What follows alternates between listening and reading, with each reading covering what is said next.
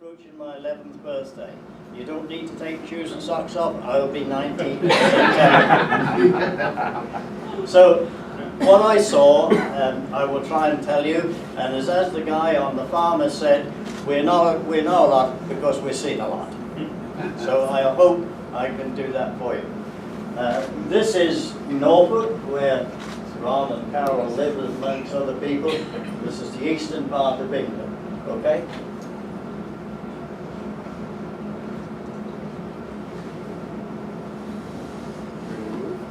Yeah, right, yeah. Now, prior to 1939, the British government had a program of building permanent aerodromes because the RAF was finally installed in April 1918, and of course this year is their centenary. They decided that they really ought to have some proper homes because prior to that they was called the Flying Corps. So they built permanent aerodromes for them, and this is the type of hangar they built. It's 150 feet wide, 300 feet long, with annexes all the way along the sides as workshops. Can you go to the next one, please? And this is the sort of buildings they put up. All brick buildings, hardwood, luxury buildings, and also the quarters where the people lived were built to the same style, Georgian-style houses. The officers' houses had rooms outnumbered for servants and so forth. We call them in England batmen. And so that was the sort of place they built. The airfield was all grass except for 9, which had a runway.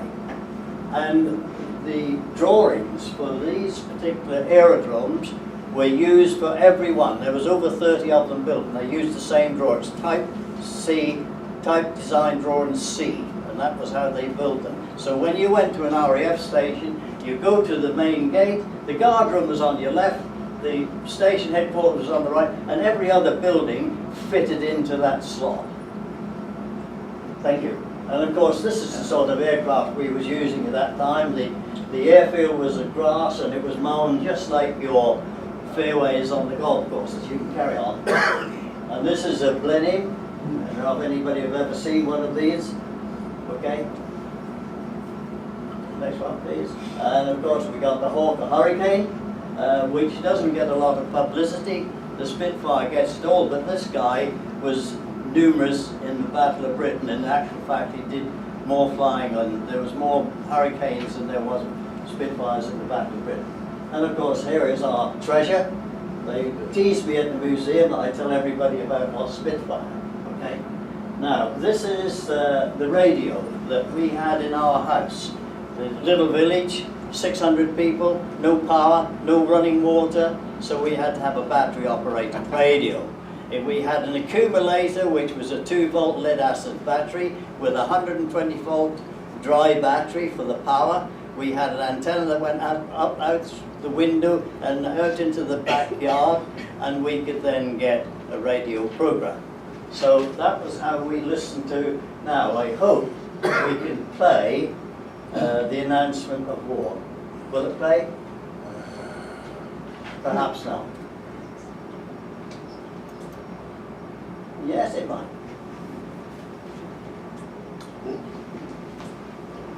Am I in anybody's way? I am speaking to you in the cabinet room at 10 Downing Street. This morning, the British ambassador in Berlin handed the German government a final note stating that unless we heard from them by 11 o'clock, that they were prepared at once to withdraw their troops from Poland, the state of war would exist between us. Okay, I think that's enough, John. Now, what I want to tell you about that particular broadcast, our neighbours didn't have radios, so there was about 6 or 7 people in our little living room, all standing around listening to this. And when that broadcast finished, they were stunned, men and women. And there was absolute silence. I remember sitting on a chair just inside the door, and I had to keep quiet, otherwise I would have been in trouble. And there was dead silence. And the first thing I heard was my dear old mother. She had her head in her hands, She was crying and tears were dropping down, and she said, "Oh no, no, not again." Because my father, had been through World War I and had been bombed by the sectors. But that remains in my mind the rest of my life. Okay. Now, of course, the first thing we had to do was to black out the windows. We used all sorts of things to black out the windows, and this guy would put up the time, lighting up time. And I think even Ron or Carol tell me they still publish lighting up times in the local newspaper in England to tell you what time you should put your lights on. They don't seem to know about that in Palm Springs. And there's this couple, they're putting up their blackout lines. They're having fun. And all the windows panes had to be crossed with either paper or material, and we didn't have adhesive tape in those days. We didn't even have gummed paper, so we had to gum the paper and put it across the window, and that was to stop the shattering of the glass over the windows. But in the blackout, you couldn't see where you was going, all the street lights were taken out, so where there was a crossing, they painted the curves black and white. Now we come on to the first issue, gas masks. At the end of World War II, you probably remember that the Germans used a tremendous amount of gas, including mustard gas, which was contact gas. So we, the British people, or the British government, was adamant that they was going to use gas again. And so every family, every man, woman and child was issued with a gas mask. Even the babies, they had a little crib that was fitted, sealed tight, and there was a pump on the side which the mother had to pump the air through a filter. A little child up to 5 years old had a Mickey Mouse one, and we all had these old ones, and you had to put them in the cardboard box with the string and carry them wherever you went. If you were seen without them, there was a citation. If there was going to be gas, they used the wooden rattle. The air raid wardens would go around and rattle the wooden rattle and to tell you there was gas, and you'd put your gas mask on. Fortunately, we didn't have to use it. We're now on to protection. Our first shelter was in the corner of a farmer's field, which we had to dig down and make a shelter for ourselves. But eventually the British government issued what we call a Morrison shelter. And this was put in a ground floor room in your house. It was 8 feet by 4 feet, 1/4 inch plate on the top, and as you see, substantial corner angle irons, and those grids on there, you had to put those on after you got in to stop any debris from going in to there. And we spent many, many nights sleeping in those conditions. This is known as the Anderson shelter, usually grassed over or concreted over. And you can see people sitting inside the Anderson shelter. ID cards. Nobody in England at that time had an ID card. And I don't believe, and Carol or Ron will correct me if I'm right, I don't think anybody in England at the moment is issued with an ID card. They have a driver's license, yes, but not an ID card. The man from the local council office came round with his book and he wrote out your identity card in your house with what we knew then as an indelible pencil. And if you moved house, they had to stamp to say where you were going. Okay. Of course, ration. I think some of you remember the rations. I do. I remember it well. And how I explained it to a lot of the children who come to the Air Museum, and I tell them the next time they go to McDonald's and get a 1/4 pounder, they should look at that 1/4 pounder burger in there and think that's all Mick had for 1 week's ration of meat. But everything was rationed. Clothes, coal, fuel, everything. And of course, we was told to keep calm and carry on. This is the Royal Observer Corps looking out for enemy aircraft. on high buildings. This guy is in London looking out for aircraft coming over. This, you will be interested to know, was the radar system, Methuselah radar system that we had around England at the beginning of the war. And these great big nets were mounted on wooden lattice towers some 300 feet high. Can you imagine it? And some of them are still there, still standing. They're preserved. This guy is running to his airplane. The crew were with Spitfires.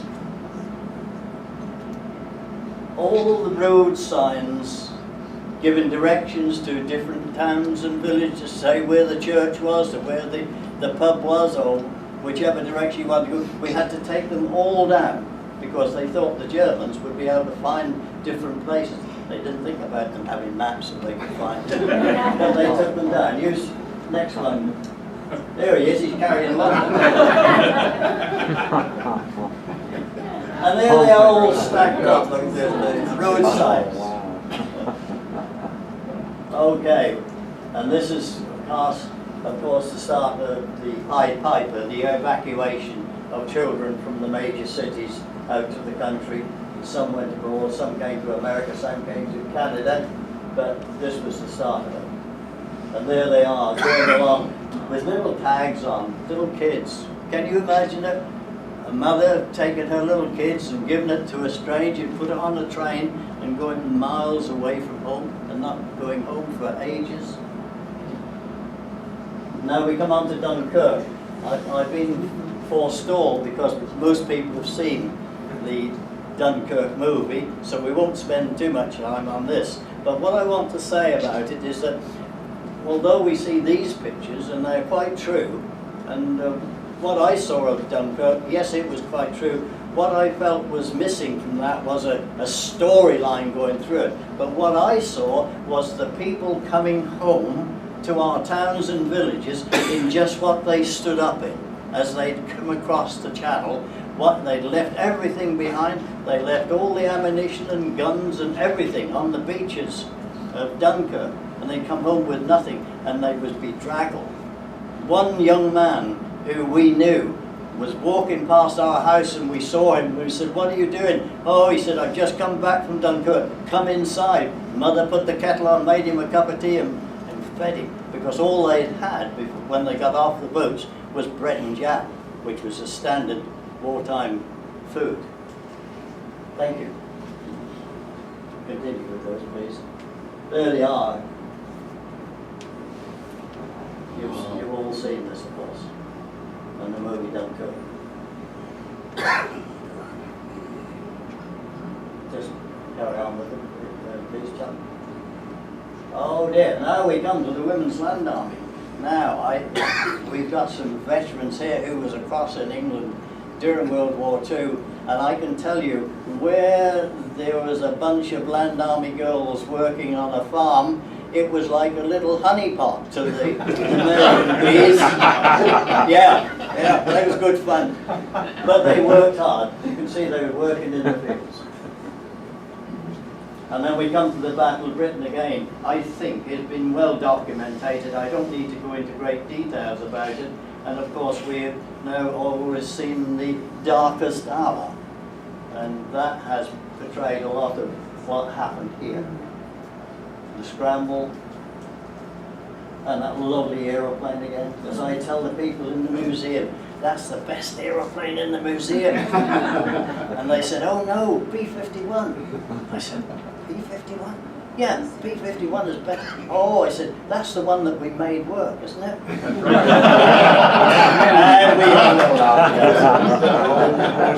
now these are interesting because this is what we call a searchlight battery. You saw the Royal Observer Corps finding out where the airplanes were coming in. These are sounders, and they would put them in the direction of where the enemy aircraft were coming over the coast. And so once they got them in their beam, then the searchlight would switch on at night and follow that beam and try and get the aircraft in that beam, and alongside the searchlight and the sounder was an artillery gun, and they'd fire the gun and try and shoot the German down. And these were around in our village. We had one less than a half a mile from our house, and we saw at least 5 airplanes shot down by that artillery gun. What did the sounder do? It received the sound. It was a listening device. Oh, okay. A listening So device. you can hear the planes coming? Yeah, but Like an ear. like your ears. But the Germans got wise to it in the end, because what they did, they detuned one of the engines, and we could then tell what that was a German airplane because it would hum, right? So we could still tell them. Okay. But Were most all people. of their attacks at night? But Were all of the German attacks at night No. during the Battle of Britain? No. Or Battle of no, a lot during the day. during the day as well? Oh yes, we used to see them come over during the day. So you didn't use the searchlights in the daytime? That's right. to pick 'em They up. could use the sounders and probably direct the artillery in that direction, but it wasn't as good. But they probably could see the airplane. But as I've said before, we didn't have wall-to-wall sunshine in England, and there was a lot of clouds, so they could hide behind the clouds. Oh, well, no. Lots of people think Blitz was only in London. That's not quite true. Most of the major cities in England were bombed. Not so much as London, perhaps, but this is Norwich. Do you know where this is, Carol? No. Oh, you wouldn't recognize it now, No. would you? Okay, let's go to the next one, and this is the devastation. You'll know where the next one is. Where is this then? I think it's Surrey Street bus station. You see the bus in the crater? Is that the underground tube? It is now. It wasn't much use after that. And again, more of the devastation in our local city. Now this thing here is what is known as a parachute bomb.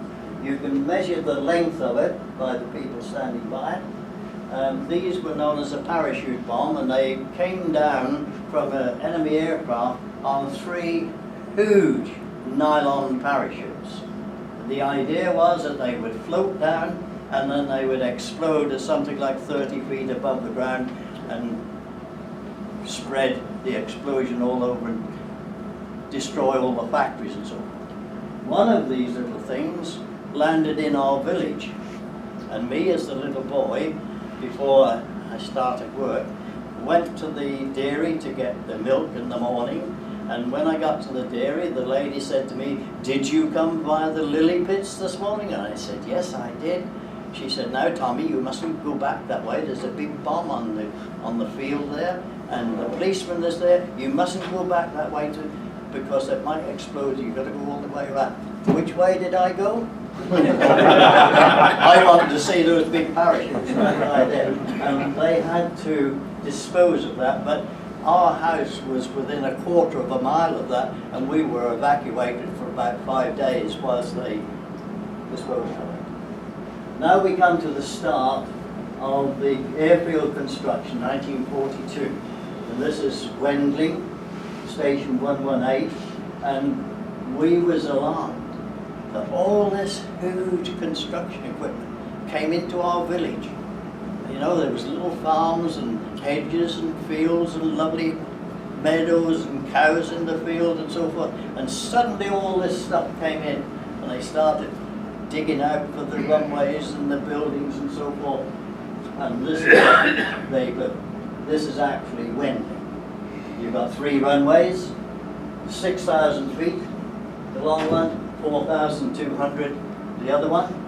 And we had enough hard standings at Wendling for 50 aeroplanes. Most of the bases, it will be corrected, but I'm sure they had about 30 airplanes. We had to put the extra ones in. So that was Wendling. Now this is the 8th Army Air Force. And I have to thank the museum for allowing me to use their picture. The places in white were where the B-17s were based.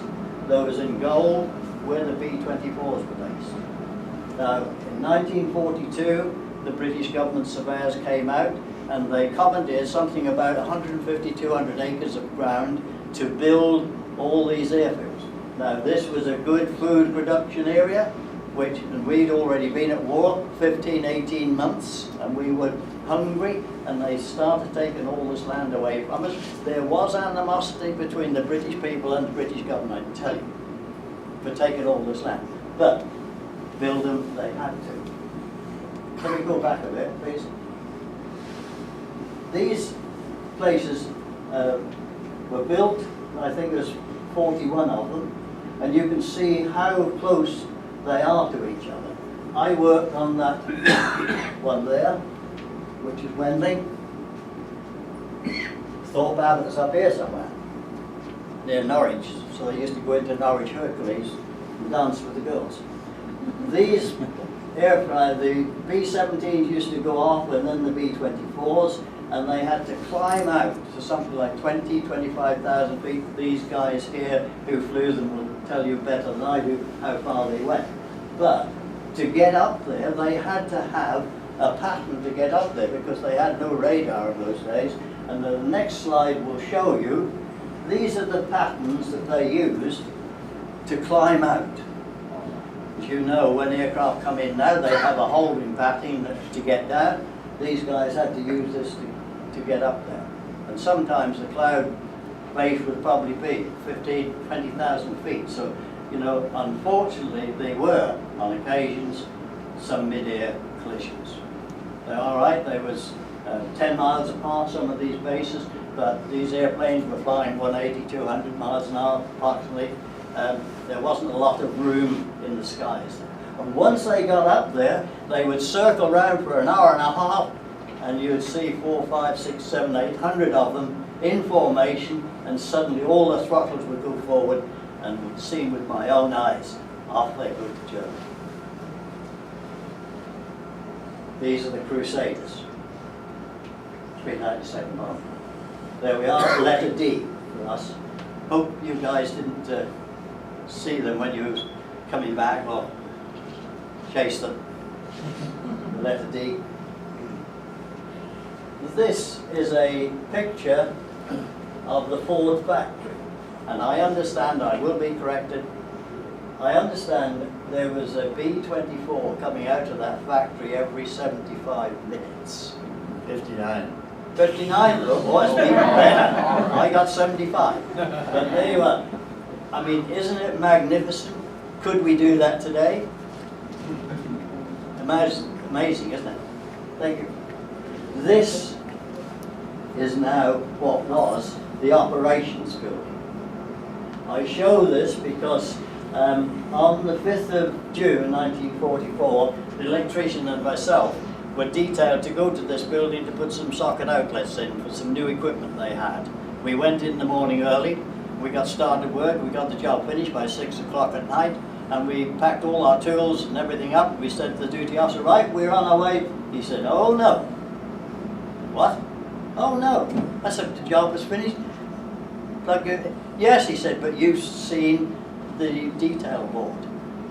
5th of June we're talking about. Oh. Right? You got it? Yeah. D-Day, next day. Of course, we had been working there with this great big display board showing what was going to happen. So we had to stay the night. But they fed us well. We played horseshoes and beat them, but they fed us. That was good. And this is the other part of it. It's, as it is now, it's a tractor repair centre.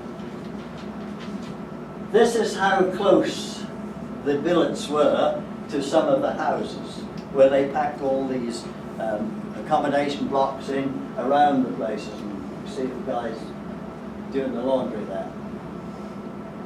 These two guys had gone up into Norwich, into the bombed area, and eaten their fish and chips out of newspaper.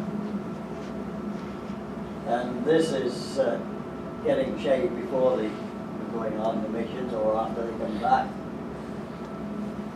This is the combat officers' mess. These buildings were brick, 4.5 brick walls, and they had to build these piers every 6 to 10 feet to support the walls, and we had asbestos sheet roofs on these. Now there was no insulation on the inside of the walls or on the inside of the roof. Now, when it got very, very cold, and you had a little heat on the inside, condensation all over the place. And that's the sort of places that these people had to live in. This is the tower where they dried the parachutes, the packet center. This is an area why they had to take so much land. The bomb dump had to be removed from the airfield. And we had to import the bombs from the States. But can I go back to the aircraft again? Each one of these airplanes took 2,000 gallons of gas to do Germany and back. In the UK at that time, we had no gas. We didn't have gas until they opened the oil fields up in Scotland in the 50s. So, prior to the Americans coming over, we had to get our gas from the Middle East or the Far East, up through the Bay of Biscay, into the west coast of England, and refine it and get it out to the bases as 100 octane. When your guys came along, of course, we had to get the crude across the Atlantic through the U-boats and do the same discharge. And they had to get that fuel out to all these little roads. Well, there wasn't any freeways or motorways like we have now. It was just little trucks and trains that were filling the, but they never ran short of fuel. Think of the logistics of getting that stuff across there. Also the bombs, we didn't have bombs to fit your airplane, neither did we have ammunition to fit your airplanes. So that all had to come across. And again, there was 2,500 guys on each one of these airfields. They needed food and water. Just think of the logistics. There wasn't any computers or databases, but it all got there. Amazing. You'll be familiar with these pictures, I'm sure, where you lived. Yes, they look a little different though. They look a little different now, yeah. But there was a wriggly tin roof, and they had a beaver board insulation on the inside, they had a concrete floor, they had 3 lights down the middle, and 1 socket outlet for 5 amps on the wall. And that was all they had. And these guys tried to play their record players. You know, everybody wanted a cord and a transformer to play the record players. But we had a problem. Electricity in England is only 50 cycles, and most of your record players were 60 cycles. So we had to make some adjustment to it. And I, as a little young man, was all right because I was able to help them. But what I forgot to say earlier, when they started this construction, I was just 14. I had to leave school at 14, so that's when I started work in January 1943. This is Mr. Scott's farm, which was right in the middle of the airfield. The main runway was about 400 feet on the other side of that. But they let him remain there because he had chickens and things like that. He produced a lot of eggs and things that people really needed. So they let him stay there. Snow covered technical buildings. This is the hospital. Working at the hospital, when we was doing electrical work in there, the guys would come in off the airplanes and the ambulance would bring the wounded people in, and everybody then got a hand to take the people into the hospital so that the medics could do the first aid that was necessary for all these guys. When they got in there and we put them onto a bed, they either wanted a cigarette or a drop of brandy or something like that. But we didn't let them have that, of course, but we helped to get them in. Everybody did their little bit. This is a Quonset hut with the side windows in. The bombs all used to come in wooden boxes. And we loved the wooden boxes because we didn't have much wood or timber to use. If we could get a box, we could light our own fires because our coal was on ration and so forth. But these boys built shacks out on the dispersal points with the bomb boxes. This is your flight planning office. Briefing room. More boxes. Unfortunately, accidents did happen. This was marvelous, really. One of the B-24s caught fire and it was the nearest one to the main pool installation. And the firemen, bless their hearts, saved the gas installation because there was 6 3,000-gallon tanks of 100 octane in very close proximity to this, and they saved that installation. And of course, people were rewarded for the things they did. On the end of the runway, they used to have a caravan. Flash the green light if it was safe to land, or the red light if it was not safe to land. Now, of course, this was a big thing. They wanted the mail. Everybody wanted mail, and they used to come into the local station in the railway yard, and here they're unloading one of the railway trucks with the mail. This guy's working in the machine shop. Again, we had problems with the machine tools because they again had electric motors on them, which were normally 60 cycle. So we had to run frequency converters to get these things to work right. The control tower, waiting with patience to see how many and which airplanes returned. And when it snowed, everybody had to get out there and clear the runway. This was a jazz band. This little shack here, you can see it's now a track repair centre. This little block here was the area where they kept the Norden bomb site. Because it was secret. It had to be locked up, it had to be guarded.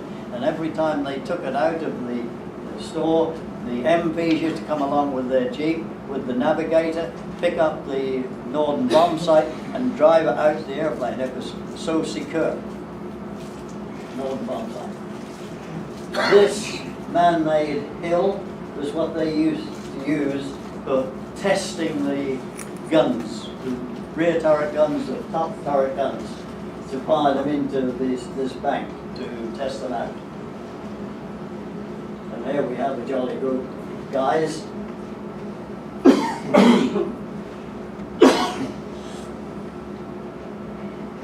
See the notice on there? Trips daily.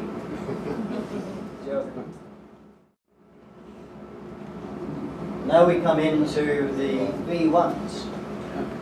These were the most horrible things that we ever had. Many of you will have heard these huge helicopters as they go over every once in a while. You get this thudding noise on the ground from them. But these were 10 times worse than this. And we just prayed that that kept going, because when that stopped, it was straight down. 2,000 pounds of explosive. What they did to try and get rid of the things was to shoot them down with the Spitfires, but having got 20mm cannons and 303 machine guns, it was a difficult target to shoot down. So one young lad flew alongside of it and tipped its wing, upset the gyro, so it hopefully went into open spaces. Everybody was so happy about this because this was a way of controlling the V1. But when the engineering officer heard about it, he said, uh-oh, I don't think we should be doing this with a metal wingtip. So what they did, they manufactured a number of wooden wingtips and fitted them to the Spitfires and to the Tempest airplane for that particular purpose. Who's this? How many people have spoken to him? I have. I really was shocked because we was working in a hangar and 2 B-17s came up and they opened the cargo type doors on and they brought the instruments out, and these instruments came in all these wonderful new leather cases. I mean, they were wonderful. They brought them into the hangar and they had the seats up on the corner, and they got up there and started playing music. And I was working in the hangar on one of the stanchions, and I had a metal box about that high, that wide, and there was a little 3/4 hole in the top of it, and we was running a 1-inch conduit down there, and I was there with a half-round file, cleaning that hole out to make it 1 inch. Can you imagine the noise I was making? And suddenly something hit me on the shoulder, and I looked down and I saw this officer's cap. So I said, what's the matter? He said, you'll have to stop that noise, boy. And I said, well, we've got to get it. He said, I can't play music whilst you're making that noise. And I said, well, who are you? He said, I am Glenn Miller. So down I go and I said, can you play In the Mood for me? And he said, yes. And he did. And he gave me 2 tickets because they was playing in the hangar for 2 nights. Unfortunately, they went into my parents' home and I had never seen them again. If I'd had them now, they would have been a wonderful keepsake. Glenn Miller. Main form of transport, bicycle. And when the Americans left our base in 45, there was hundreds of bicycles. And they put them on the runway and they ran a bulldozer track all the way over them and broke them all up. It was because the customs duty had not been paid. And we didn't have bicycles to use. This is the Obelisk War Memorial, which is now in my village, Beeston. My father was on the parish council when this was established, and it's like that today. And every November there is a service there which will be attended by over 500 or more people. The chaplain from Mildenhall or Lakenheath, the attaché from the embassy in London will be there in memory of those guys who gave their lives. This is our village sign and Beeston Church with the steeple. And these are some of the plates depicting the people there. Now here is Beeston Church. The church was built with the ordinary tower in the 1700s. And somebody decided in the 1800s to put the steeple on. This is the railways, little railway station next door to the base. Again, Beeston Church, built in the 1700s. Interesting thing in here is the inside of our church, particularly this cross. That cross was the one that was used in the chapel on the base. Now, the chapel on the base was a dual-purpose building. It had the brick walls and asbestos roof, but when they put the floor in, they put in a sprung maple floor for this, and it had a little altar up there, so it was a gymnasium and a church, and it was used very regularly. And when they closed the base down, they took the cross from that church and it was rededicated into our church. If you go to Beeston, you'll see it there. This is the local school. This is the pub where they used to go and drink and used to cycle down there and get drunk so they couldn't ride the cycles back. So somebody would get them back, and then the next day they'd come back and somebody would sell the bicycles back to them. I mean, it wasn't all good. Sandringham Church. These 2 guys went to the Sandringham Church. Few facts here for you. Between 1934 and 30, built 9 airfields, had paved runways. 9,000 miles of concrete was laid for wartime airfields. Or you could say a 30-foot road from London to Beijing. There was 444 airfields constructed in the United Kingdom during World War II. And you could say it was a massive aircraft carrier anchored off northwest Europe. 20 miles of cables, underground cables, 30 miles of overhead cables. FIDO was installed on 15 airfields, which used 90,000 gallons of kerosene to light these wicks down the side of the runway to lift the fog when we had heavy fog. Fido, they call it. 3,500 American aircraft were in the UK in 1944. Can you imagine the number of airplanes we had there, the number of airfields? And 1 million tons of cargo arrived at the UK ports, obviously ready for the invasion. Over and above that, you imported 1,500 gliders and C-47s into UK, and they had to assemble them there. Our guys who were left in the UK couldn't assemble, so they sent a team out there to assemble them. But the big problem was, once they got them assembled, they didn't have room to store them all. Right. We got one in the museum. If you go into the museum tomorrow, you can see we've got a mock-up of a glider, and it shows you just how vulnerable the guys were flying with. And of course we had to start celebrations, didn't we?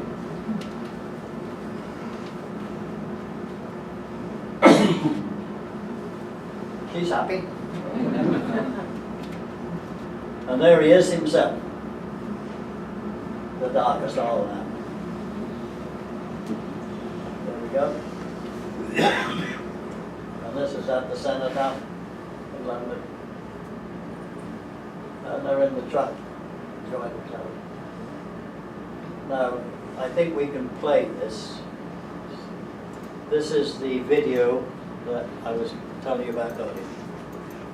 I hope you can play In it. the small Norfolk village of Galveston, there's a strong affinity with the United States. Today symbolizes the special, or should I say essential, relationship between the United States and the United Kingdom. Which grew even stronger this afternoon with a special service to commemorate the lives of 10 American airmen killed here 68 years ago. Sons, brothers, and cousins disappeared in a ball of fire 3,500 miles from home. They were on board a Liberator that took off from nearby North Pickenham, bound for a bombing mission in France as part of the D-Day operation.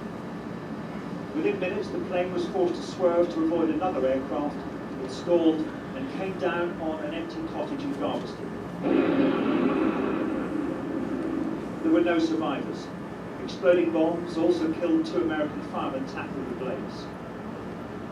This was the 9th mission this particular crew flew.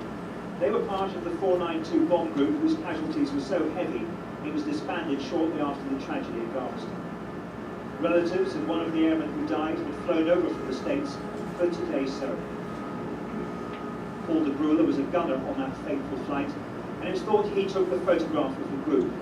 Just 20 years old, from Cromwell, Indiana, he's pictured here with his niece Naomi. Sadly, she wasn't able to travel to England, but her sister Nancy and other members of the family from across the various states spoke to me about their sense of pride. It's not just a de Bruler family situation. America needs to know that 68 years later, we are still being thanked by the British. It is monumentally important. The village of Galveston has always felt it owed the Americans a debt of honour because of what happened here on June the 4th, 1944. They've organised the funding and the creation of the memorial. I think it's of fundamental importance that we remember the sacrifice, because these young men came a very, very long way to help us in our hour of need. And a goodly number never went home, and I think that has to be remembered. The other thing is that within this small village and communities like this all over the UK, incidents like this was in the rural areas brought the war home to people. George Washburn was an American Liberator pilot who served in East Anglia. Cynthia Harmanovsky now lives in the States but was born in Galveston and remembers the crash. We were hearing of these things practically every week, with crashes. It was different. If it happened this day and age, it would be sensational news. A number of wreaths were laid, one of them by Jimmy and Sam de Bruler. They never knew their great uncle, but today they were ensuring that he and his colleagues on that Liberator flight will never ever be forgotten.